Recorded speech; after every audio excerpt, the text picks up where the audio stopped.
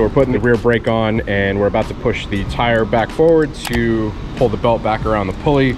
And Chris was talking about just like checking out the wear on the belt. These are nice and round for the most part.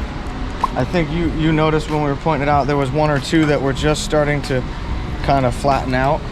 So if we put this on paper, I'm not trying to be an artist here, but if these are our loops, you know, that's our belt, then over time the loop becomes more like this, right? As it starts to wear in, this becomes the flat side. That's the leading edge. They may also eventually start to look like this. And this is kind of goofy. This is called hooking. This is typically what we see down here. So the power that's transferred is actually transferred on this part of the belt into the pulley. So this little section right here is actually what makes contact with these inside of here. Right.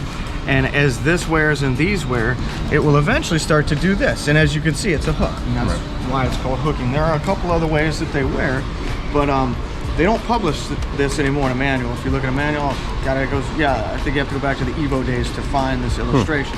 Just something to look at. You know, these are little things we look at every time we're changing the tire. Okay. We don't talk about it, we don't discuss it, but it's something that everyone in here is aware of, and we always keep eye out for, and we'll let you know what we see. You know. Anyways, just a little gem of information. Yeah.